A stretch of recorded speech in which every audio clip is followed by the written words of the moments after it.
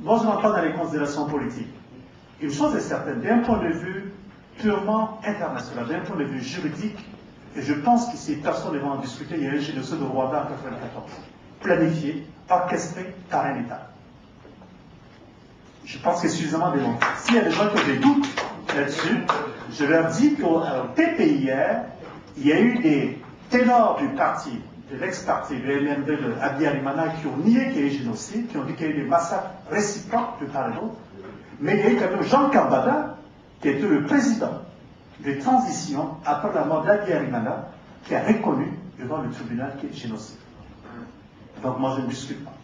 Si le président de transition reconnaît que c'est un crime qui a été commis, il reconnaît que c'était planifié, c'est pas moi qui vais en discuter. Donc, on ne va pas discuter du génocide rwandais.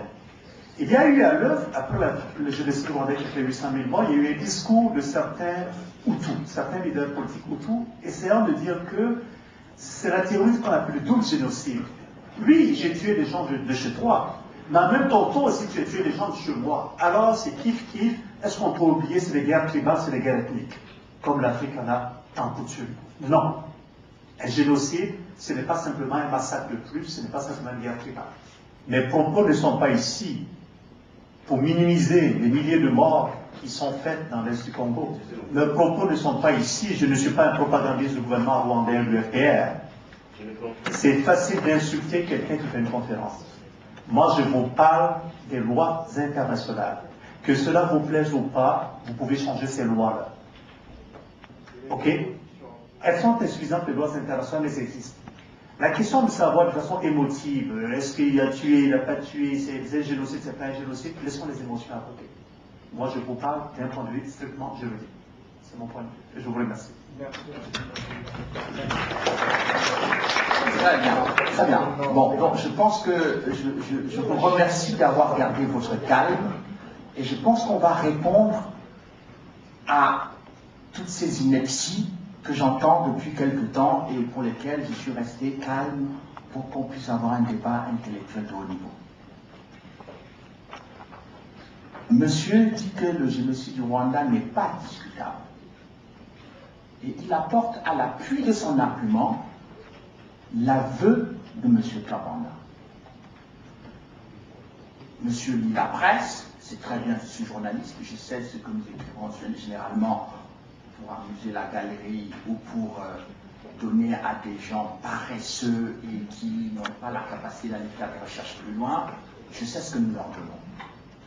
Mais malheureusement pour vous, monsieur, Jean Kabanda, avant d'être envoyé au Mali, m'a envoyé toutes ses archives avec les négociations qu'il a eues avec le bureau du procureur.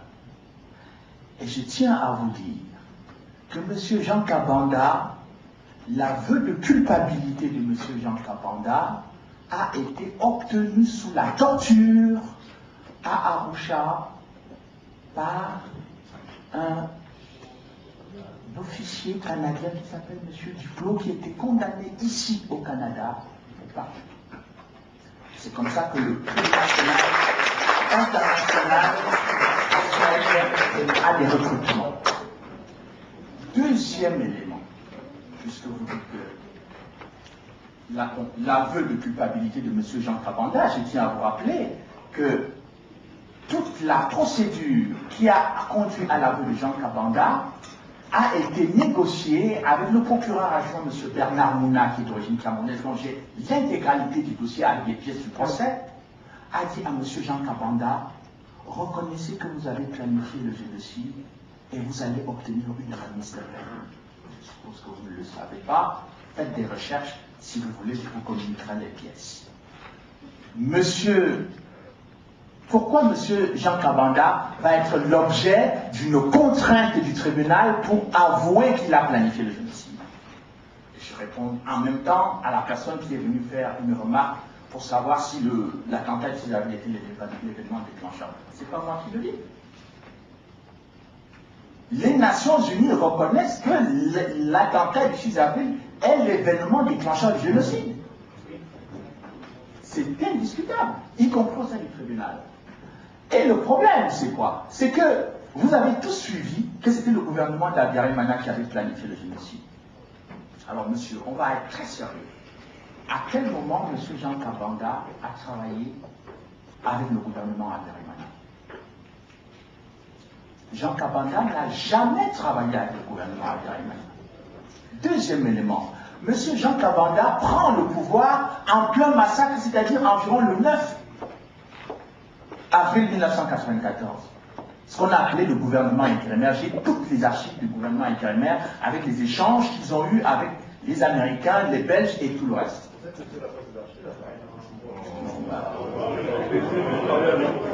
Monsieur, détendez-vous, quand vous avez parlé, vous ne m'avez pas entendu broncher. Donc, quand vous donnez des leçons aux autres, il faut les appliquer à vous-même.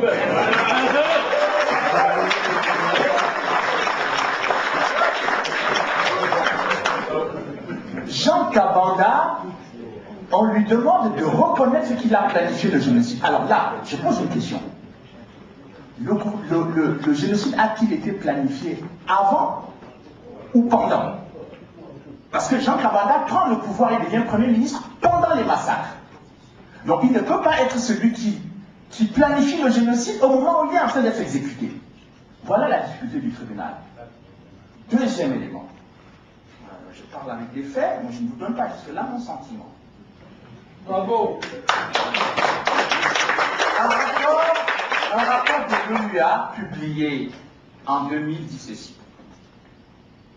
À notre connaissance, il n'existe aucun document, aucun procès-verbal de réunion et aucune preuve qui mette le doigt sur un moment précis où certains individus, dans le cadre d'un plan directeur, auraient décidé d'éliminer les Tutsis. Il est remarquable de constater qu'à peu près tous les experts deviennent vagues ou ambigus lorsqu'il s'agit de déterminer à quel moment l'organisation et la planification systématique sont censées avoir été amorcées.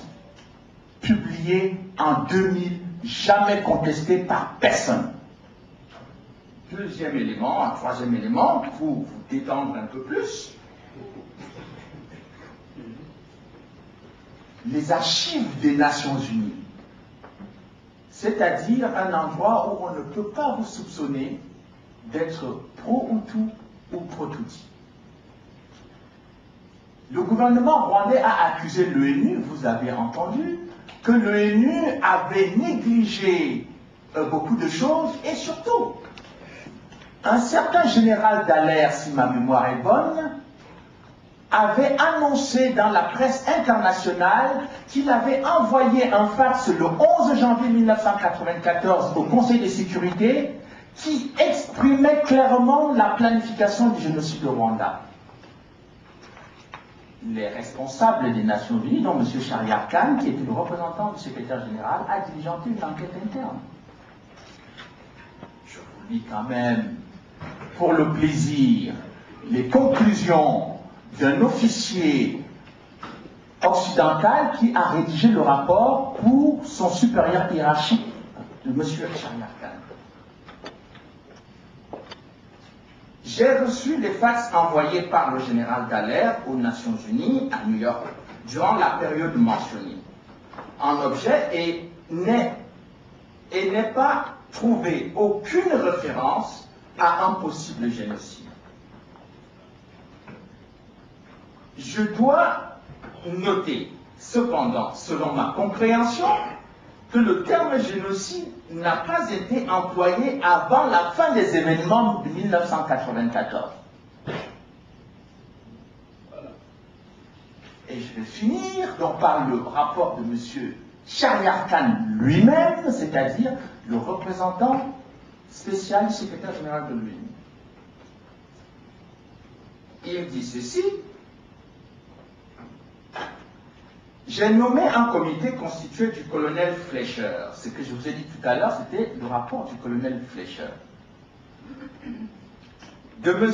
Tsikoka, qui était l'observateur militaire en chef et présent au Rwanda durant la période, et de Isel Rivero, qui s'occupait du Rwanda à partir du siège des Nations Unies à cette époque. Les conclusions de ce comité sont jointes. Elles confirment le constat selon lequel il n'y a eu aucune information ni indication d'un génocide planifié. Il y a eu bien sûr des mises en garde contre les affrontements armés, de la violence, des tueries pour des raisons ethniques. Ça, c'est le rapport officiel du représentant spécial des Nations Unies. Je clôt la partie à ce niveau-là et je dis maintenant, on vous a posé une question très précise sur un jugement qui a été rendu au sein du tribunal pénal international pour génocide. Vous avez été incapable de citer un jugement. Quand on est juriste, on essaye de faire un travail de précision, sans mêler les sentiments, sans faire des leçons de morale aux gens. Là, pour le cas d'espèce, il faut que vous nous apportez une preuve. C'est la preuve même de la rigueur du travail intellectuel, et c'est la preuve de la rigueur du travail intellectuel. Je pense que dans ces conditions, je conseille simplement au public de garder le calme, parce que quand on est devant ce genre de comportement, cette espèce d'arrogance un peu mal placée, eh bien, il faut être capable d'apporter des éléments précis. Parce que là, moi, je ne vous ai même pas donné mon sentiment sur ce que je pense de ça. J'ai simplement cité des documents qui sont vérifiables et qui sont trouvables. C'est tout.